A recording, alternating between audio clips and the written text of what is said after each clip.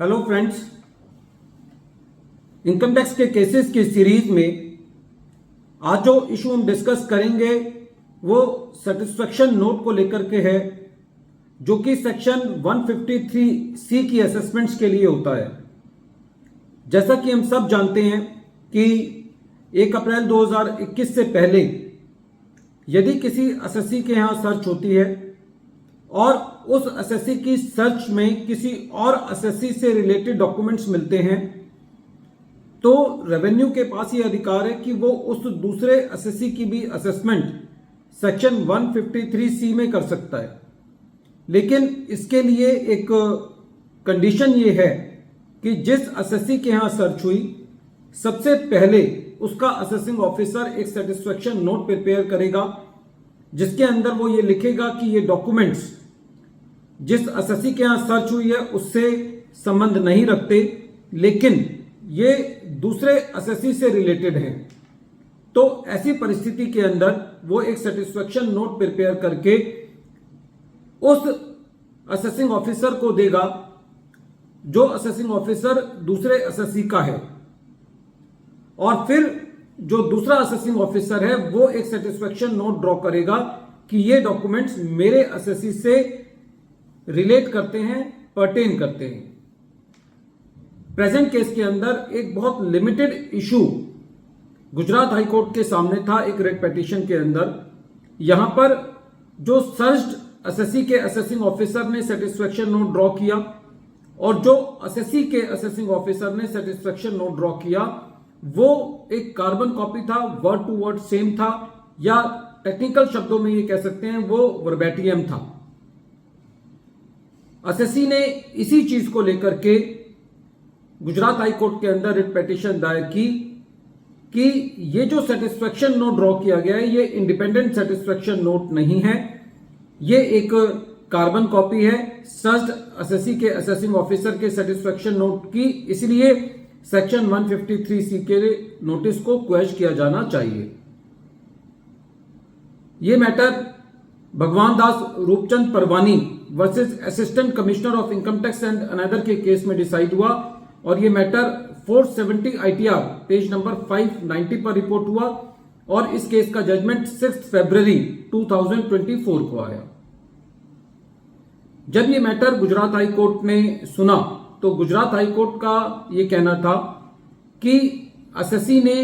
अपनी writ petition के अंदर 2 केसेस का सहारा लिया है। पहला केस है कैयोन financial services limited versus ITO,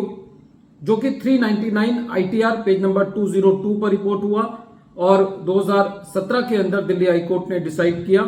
और दूसरा केस जिस पर असेसी रिलाई कर रहा था वो केस है super malls private limited versus principal CIT, जो कि 423 ITR पेज नंबर 281 पर रिपोर्ट हुआ। मैटर सुप्रीम कोर्ट ने डिसाइड किया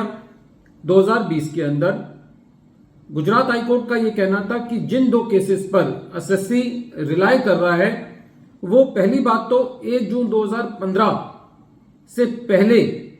का जो कानून लगता था सेक्शन 153C के नोटिस को लेकर के, जहां पर पहले जो मटेरियल असेसी से रिलेटेड सर्च असेसी के यहां मिलता था वहां पे बिलोंग वर्ड था, लेकिन 2015 के बाद उस बिलोंग वर्ड को चेंज करके रिलेट टू और पर्टेन टू कर दिया गया। दूसरा, गुजरात हाई कोर्ट का यह कहना था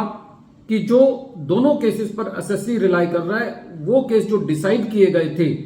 वो मटेरियल और डॉक्यूमेंट्स की मेरिट्स पर डिसाइड किए गए थे जो कि सर्च में मिले थे, ना कि इस बात पे कि जो सेटिस्फेक्शन नोट है उसके अंदर कोई कमी है। दूसरा, गुजरात हाई कोर्ट का प्रेजेंट केस में यह कहना था कि इस केस के अंदर यह नहीं कहा जा सकता